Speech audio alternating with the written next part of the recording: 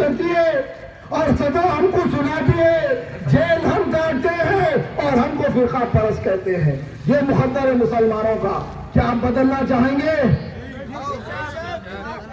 अरे कटते हम, लूटते हम, बर्बाद हम होते हैं, पकड़े भी फिर हम जाते हैं, केसा भी हमारे ऊपर बुक होते हैं, सजा भी हमको होती है, जेल भी हम काटते हैं और हमको फिरका परस्त कहते हैं।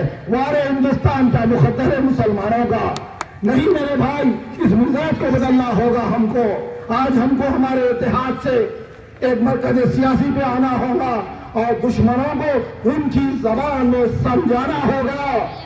आसमान अगर बेरंग है तो बेरंग ही सही, आसमान अगर बेरंग है तो बेरंग ही सही, जमीन मेरे लिए तंग है तो तंग ही सही। ऐ नरेंद्र मोदी, हम अमन चाहते हैं, जंग नहीं। अगर तुम जंग चाहते तो जंग भी सही।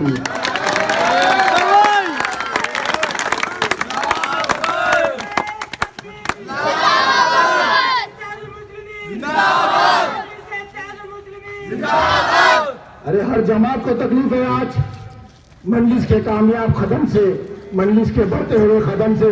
हर जमात सोचने में मजबूर हो गई। ये बीजेपी, ये संघ परिवार, ये आरएसएस, ये विश्व हिंदू परिषद, ये तमाम जमातों के एक ही मंसूबे हैं कि मुसलमान ताकतवर नहीं होना, मुसलमान सारे हिंदुस्तान पर नहीं फैलना। मजलिस इतनी तेजी से क्यों बढ़ रही है? मजलिस इतनी कोशिश क्यों कर रही है? अरे अभी तो थामी है हमने मुट्ठी भर जमीन। जिंदगी के कई इम्तिहान बाकी है, अभी जिंदगी के कई इम्तिहान बाकी है, जिंदगी के कई इम्तिहान बाकी है, जिंदगी के कई इम्तिहान बाकी है। अभी तो थामी है हमने मुट्ठी भर जमीन, अभी तो सारा हिंदुस्तान बाकी है। निकलना है जिम्मेदारी।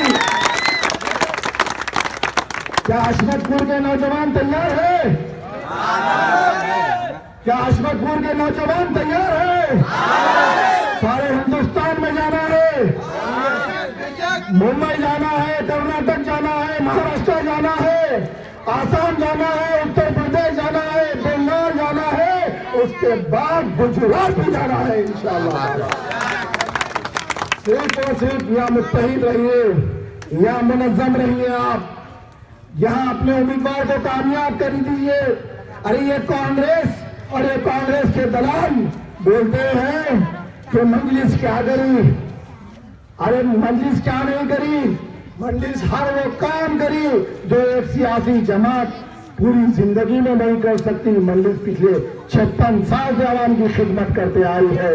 मजलिस कभी आवाम से वोट नहीं मांगी, मजलिस पहले खिदमत करी आवाम की, तरक्याती कामों को लेकर आई, बड़े बड़े स्कूल और कॉलेजेस, तालीमी मैदानों में एक इनकलाब को पैदा करी मजलिस, नौजवानों को एक ताकत दी, नौजवानों के, कौम के, शहर के लोगों के हक के लिए लड़ी मजलिस और 5 साल खिदमत करे बाद आज आपके दरमियान में वोट के लिए आए हैं और ये कहते हैं कि मजलिस क्या करी। अरे सारे हिंदुस्तान में तुम्हारे से बड़ा बदमाश कोई है नहीं कांग्रेसियों।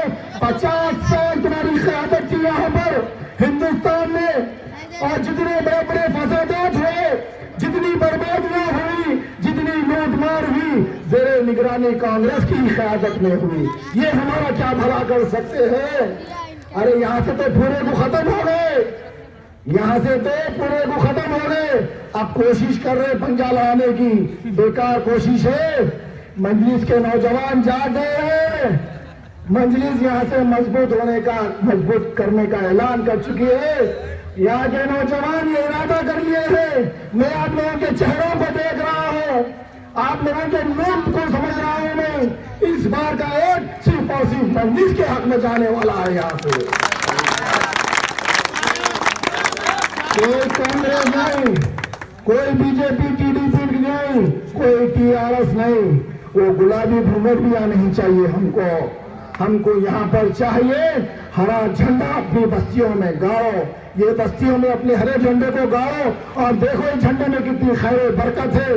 अगर कोई नौजवान अपनी बस्ती में ये एमआईएम का झंडा गाड़ता है, ऑफिस खोलता है, तो किसी की मां नहीं जो उसको हाथ लगा सके। ये झंडे में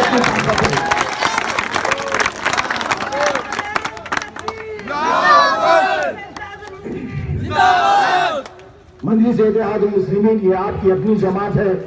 नकीब मिल्लत बैरिस्टर असदुद्दीन अवैसी साहब इस बात का ऐलान कर रहे हैं कि अगर यहाँ मेयर हमारा आएगा, मजलिस कामयाब होंगी ये इंतखाबात में, तो जो हजरात के घरों का प्रॉपर्टी टैक्स 1200 रुपये है उसको 1200 रुपये से निकाल कर 101 रुपया कर देंगे।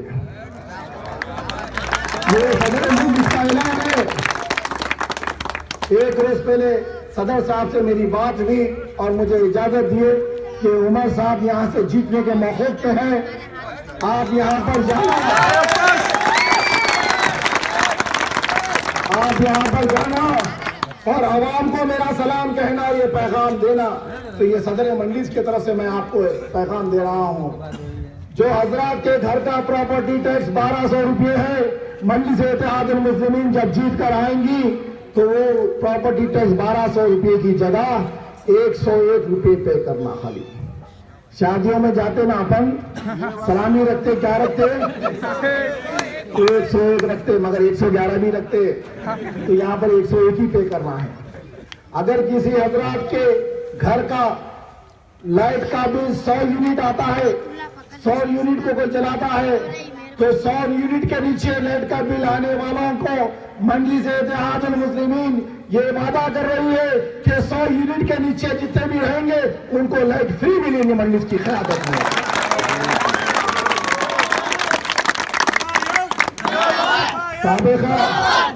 साबिक़ा वक्त में मजलिस इत्तेहादुल मुस्लिमीन के मेयर थे यहाँ पर मोहम्मद माजिद हुसैन, उनकी ज़ेरे क़यादत में मजलिस की कामयाब नुमाइंदगी हुई। शादी मुबारक स्कीम को कौन लाया? ये मजलिस इत्तेहादुल मुस्लिमीन लाई। अगर किसी गरीब के घर में शादी होती है, वो शादी का कार्ड और आधार कार्ड लेकर अगर चला जाए तो हुकूमत की तरफ से 51,000 रुपये की सलामी मिलती है, जो सारे हिंदुस्तान में किसी रियासत में नहीं है, जो तेलंगाना में है। 5 रुपये में नाश्ता, एक बार खाओ या 2 बार खाओ या 3 बार खाओ। अगर कोई जन्मों का भुक्का भी है तो 5 रुपये उसको भी। ये मजलिस के कारनामे हैं। 10 रुपये में लंच। पूरे ग्रेटर हैदराबाद के 115 बस्तियों में ये ग्रेटर हैदराबाद की गाड़ियां लंच पका लेकर जा रही है और घंटा मार रही है, तो बस्तियों से जरूरतमंद ख्वातीन और जरूरतमंद हजरात निकल रहे हैं, 10-10 रुपए लेकर 4-4 आदमी का खाना लेकर जा रहे हैं। ये किसका कारनामा है? ये मजलिस का कारनामा है। सारे हिंदुस्तान के किसी रियासत में और किसी शहर में ये स्कीम नहीं जो मजलिस इत्तेहादुल मुस्लिमीन के पास है। अरे कितने 650 करोड़ रुपए के प्रॉपर्टी टैक्स को मजलिस ने माफ करवाया। किसके थे? वो गरीब मुसलमान घरों के थे, जो नोटरियों में 100 गज पे 70 गज पे जो घर बने हुए थे, उनको जो हुकूमत प्रॉपर्टी टैक्स डाल दी थी, उनको जो लाइट का बिल डाले थे, वो मजलिस इत्तेहादुल मुस्लिमीन की मजबूत क़यादत की नुमाइंदगी है कि 650 करोड़ गरीबों के लिए माफ करा दिए। अब आपको हर एक कारनामा मजलिस का बताते जा रहा हूं। दुनिया याद रखेगी मरते दम तक। ऐसा काम हुआ, ऐसा कारनामा हुआ तेलंगाना की असेंबली में अकबरुद्दीन अवैसी साहब की ज़ेरे क़यादत में, जो हिंदुस्तान के 29 रियासतों में कहीं ये कानून नहीं है। जो कानून अकबर साहब की ललकारती हुई जबान असेंबली में उठी तो वक्त का चीफ मिनिस्टर हाथ बनकर ठीक है अकबर साहब बोलकर उठा।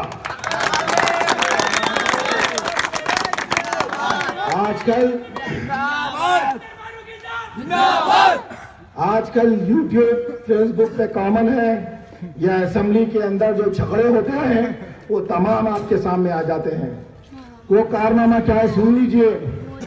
जो मौखूफ एसटी को, एससी को, बीसी को और पिछले जात तबकात को जो हुकूमत से सहूलतें मिल रही थी आज तक सारे हिंदुस्तान में, चाहे वो स्कॉलरशिप का हो या माइनॉरिटी बजट हो या अपलिफ्टिंग बजट हो, जो गरीब तबके को ऊपर उठाने के लिए, उनको रोजगार से लगाने के लिए, उनके पढ़ाई के लिए, उनके खाने के लिए, उनके रहने के लिए, उनके लिए पक्के घर, ये तमाम सहूलतें सारे हिंदुस्तान में एसटी, बीसी और पिछले तबकात के लिए है। तो वाहिद एक रियासत है हमारी तेलंगाना, जहां अकबरुद्दीन अवैसी साहब की दूरंदेश क़यादत ने उसको मंजूरी करा दी कि तमाम सहूलतें अब मियां भाई को भी मिलेंगी।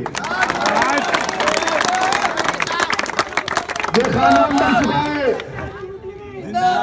सुनो, मजलिस के कारनामे, इनकी तेलुगु जबान के इम्तिहानात को पास करने के लिए जो तलबा एसएससी में होते हैं, तो तेलुगु एग्जाम पास करने के लिए 35 मार्क्स पासिंग थे, मगर अकबरुद्दीन अवैसी साहब की दूरंदेश क़यादत ने वो 35 मार्क्स को कम कराकर 20 मार्क्स पासिंग कर दिए। ये मजलिस का कारनामा है। तेलुगु के पासिंग मार्क्स 20, पहले 35 थे, तो हमारे बच्चे पूरे सब्जेक्ट में नंबर 1 और तेलुगु में 2-4 मार्क्स से चले जाते थे। मगर आप 20 मार्क्स ला लो और अपना मुस्तकबिल बना लो। ये मजलिस का कारनामा है। और एक कारनामा सुन लीजिए मजलिस का, और एक कारनामा सुन लीजिए मजलिस का। जितने पुलिस के महकमे के ट्रेनिंग के एग्जाम होते थे पहले, वो इंग्लिश में तेलुगु में ही होते थे, या इंग्लिश में मराठी में होते थे महाराष्ट्र में, या कर्नाटक में इंग्लिश में कनाडा में होते थे, या तमिलनाडु में इंग्लिश में तमिल में होते थे। हर रियासत में इंग्लिश में और वहां की लोकल लैंग्वेज में होते थे। बच गई तो मैं और मेरी उर्दू। आज तक कोई इम्तिहान उर्दू में नहीं हुआ, किसी भी महकमे का हो, चाहे पुलिस का हो या नेवी का हो या मिलिट्री का हो या आर्मी का हो या कोई क्लर्क का हो, या दुनिया में जो भी गवर्नमेंट के तरफ से मुलाजिमत निकलती है, उसके ट्रेनिंग के एग्जाम या इंग्लिश में होते हैं या उस रियासत की जबान में होते हैं। ये अकबरुद्दीन अवैसी साहब की दूरंदेश क़यादत का नतीजा है कि अब आपके एग्जाम उर्दू में होंगे इंशाअल्लाह। उर्दू पेपर बनाने वाला भी मियां भाई, उर्दू पेपर को करेक्शन करने वाला भी मियां भाई, एग्जाम देने वाला भी मियां भाई, एग्जाम में पास होने वाला भी मियां भाई।